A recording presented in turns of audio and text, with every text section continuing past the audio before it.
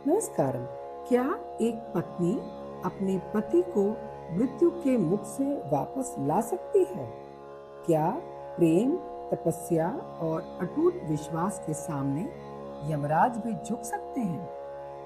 जी हाँ, हिंदू धर्म में एक ऐसा व्रत है जो सिर्फ एक परंपरा नहीं है, बल्कि पतिव्रता धर्म, समर्पण और सच्चे प्रेम की सबसे बड़ी मिसाल माना जाता है। हम बात कर रहे हैं वट सावित्री व्रत की। मान्यता है कि इसी दिन माता सावित्री ने अपने पति सत्यवान के प्राण यमराज से वापस प्राप्त किए थे। इस वर्ष वट सावित्री व्रत 16 मई 2026 शनिवार को मनाया जाएगा। लेकिन आखिरकार बरगद के पेड़ की पूजा क्यों की जाती है? इस व्रत में बांस का पंखा क्यों चढ़ाया जाता है और इस व्रत का असली रहस्य क्या है? आइए जानते हैं विस्तार से। ये व्रत और पूजा सुहागिन महिलाओं के सबसे महत्वपूर्ण और पवित्र व्रतों में से एक माना जाता है। इस दिन महिलाएं अपने पति की लंबी आयु, सुख, समृद्धि और अखंड सौभाग्य की कामना से ये व्रत रखती हैं। वट यानी बरगद का वृक्ष हिंदू धर्म में अमरता, स्थिरता और दीर्घायु का प्रतीक माना गया है। धार्मिक मान्यता के अनुसार इसकी जड़ों में ब्रह्मा जी का वास, तने में भगवान विष्णु का निवास और शाखाओं में भगवान शिव का वास माना जाता है। इसी कारण वट वृक्ष की पूजा दीर्घायु और सुखी दाम्पत्य जीवन का प्रतीक मानी जाती है। सावित्री और सत्यवान की पौराणिक कथा पुराणों के अनुसार बताती है कि मध्य देश के राजा अश्वपति की पुत्री थी सावित्री। सावित्री अत्यंत तेजस्विनी, बुद्धिमान और पतिव्रता थी। जब विवाह का समय आया तो उन्होंने स्वयं सत्यवान को अपने पति के रूप में चुन लिया। सत्यवान शाल्व देश के निर्वासित राजा दुम्नसेन के पुत्र थे।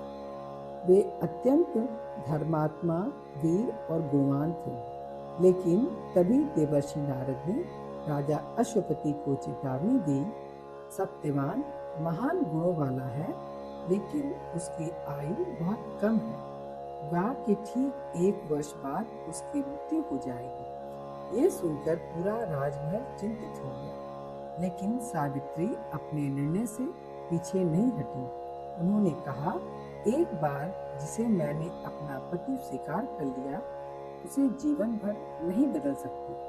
और फिर सावित्री का विवाह सत्यवान से हो गया। विवाह के बाद सावित्री अपने पति और सास ससुर की सेवा में लग गई। लेकिन उनके मन में नारद मुनि की भविष्यवाणी सदैव स्मरण रहती थी। धीरे धीरे 1 वर्ष पूरा होने लगा। जैसे ही अंतिम दिन निकट आया, सावित्री ने कठोर व्रत और तपस्या आरंभ कर दी। और फिर आया वो दिन, आ ही गया जिस दिन सत्यवान की आयु समाप्त होने वाली थी। उस दिन सत्यवान जंगल में लकड़ियां काटने जा रहे थे। सावित्री भी उनके साथ वन चली गई। जंगल में लकड़ियां काटते समय अचानक सत्यवान के सिर में तेज पीड़ा होने लगी। वे अत्यंत कमजोर होकर वट वृक्ष यानी बरगद के पेड़ के नीचे बैठ गए। सावित्री ने उनका सिर अपनी गोद में रख लिया। ज्येष्ठ माह की भयंकर गर्मी थी। तब सावित्री ने अपने हाथ से बने बांस के पंखे से सत्यवान को हवा करनी शुरू की। लेकिन कुछ ही क्षणों में सत्यवान अचेत हो गए। तभी सावित्री ने देखा कि यमराज स्वयं सत्यवान के प्राण लेने आए हैं और यमराज सत्यवान की आत्मा लेकर के आगे बढ़ने लगे। फिर सावित्री भी उनके पीछे पीछे चल पड़ी। यमराज ने उन्हें लौट जाने को कहा, परंतु सावित्री ने अपने ज्ञान, विनम्रता और पतिव्रता धर्म से यमराज को प्रभावित कर दिया। उनकी निष्ठा देखकर यमराज प्रसन्न हुए और वरदान मांगने को कहे। तो सावित्री ने पहले वरदान में अपने अंधे सास ससुर की दृष्टि मांगी। दूसरे वरदान में उनका खोया हुआ राज्य वापस मांगा। यमराज ने दोनों वरदान दे दिए। फिर सावित्री ने कहा, मुझे 100 पुत्रों की माता बनने का आशीर्वाद दीजिए। यमराज ने ये वरदान भी दे दिया। तब सावित्री ने विनम्रता से कहा, पति के बिना मैं माता कैसे बन सकती हूँ। तभी यमराज को अपनी भूल का एहसास हुआ और अंततः उन्होंने सत्यवान के प्राण वापस लौटा दिए। इसी कारण माता सावित्री को पतिव्रता और अटूट निष्ठा की प्रतीक माना जाता है। वट सावित्री व्रत पूजा की विधि क्या है? सुबह जल्दी उठ करके स्नान करें, स्वच्छ या लाल पीले वस्त्र धारण करें, 16 श्रृंगार करें और व्रत रखें तो उत्तम होगा, या फिर पूजा करके ही कुछ खाए पिए। पूजा की थाली में क्या क्या सामग्री होगी? रोली, हल्दी, अक्षत, सिंदूर, धूप और दीप, कलावा या कच्चा सूत, भीगे हुए काले चने, फल जैसे आम, केला, खरबूज, पान और सुपारी, मिठाई या गुलगुले, जल से भरा कलश और बांस का पंखा। वट वृक्ष की पूजा कैसे करें?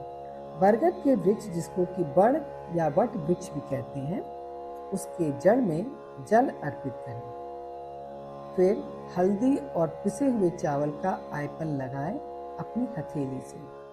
फिर उस पर रोली और सिंदूर चढ़ाएं, दीपक जलाएं और वट वृक्ष को फल और प्रसाद चढ़ाएं। भीगा हुआ काला चना चढ़ाएं और पेड़ को मौली या कच्चा सूत से बांधते हुए वृक्ष की 7, 11, 21 या 108 बार परिक्रमा करें और फिर वट सावित्री व्रत की संपूर्ण कथा पढ़ें।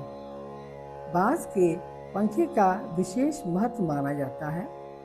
इस पूजा में मान्यता है कि जब सत्यवान मूर्छित हुए थे, तब सावित्री ने उन्हें बांस के हाथ के बने पंखे से हवा दी थी।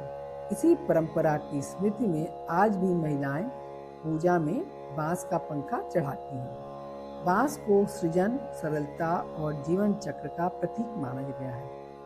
वट सावित्री पूजा में सिंदूर का भी बड़ा ही विशेष महत्व है। महिलाएं पहले वट वृक्ष को सिंदूर अर्पित करती हैं और फिर उसी पवित्र सिंदूर से अपनी मांग भरती हैं। मान्यता है कि इससे अखंड सौभाग्य और पति की दीर्घायु का आशीर्वाद मिलता है।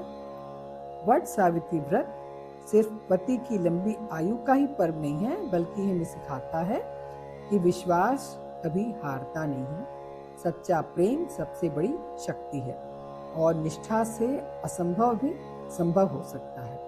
माता सावित्री की कथा आज भी हर नारी के साहस और समर्पण का प्रतीक है। वट सावित्री व्रत केवल एक धार्मिक परंपरा नहीं है, बल्कि प्रेम, विश्वास और अटूट समर्पण की जीवित मिसाल है। माता सावित्री ने हमें सिखाया कि सच्चा प्रेम केवल साथ निभाना नहीं, बल्कि हर परिस्थिति में अपने प्रियजन के लिए अडिग खड़े रहना है। बरगद का ये विशाल वृक्ष हमें धैर्य, स्थिरता और लंबे रिश्तों का संदेश देता है। इस पावन दिन पर माता सावित्री और वट वृक्ष से यही प्रार्थना है कि हर परिवार में सुख, शांति और प्रेम बना रहे, सभी सुहागिन महिलाओं का सौभाग्य अखंड रहे और जीवन सदैव खुशियों से भरा रहे। अगर आपको ये वीडियो पसंद आया हो और तो इसे लाइक करें और शेयर जरूर करें, ताकि अधिक से अधिक लोग इस पवित्र व्रत का महत्व जान सकें। और हमारे चैनल को सब्सक्राइब करके बेल आइकन जरूर दबाएं, ताकि आपको ऐसे ही धार्मिक और आध्यात्मिक वीडियो सबसे पहले मिलते रहें। और कमेंट में जरूर लिखें, जय माता सावित्री।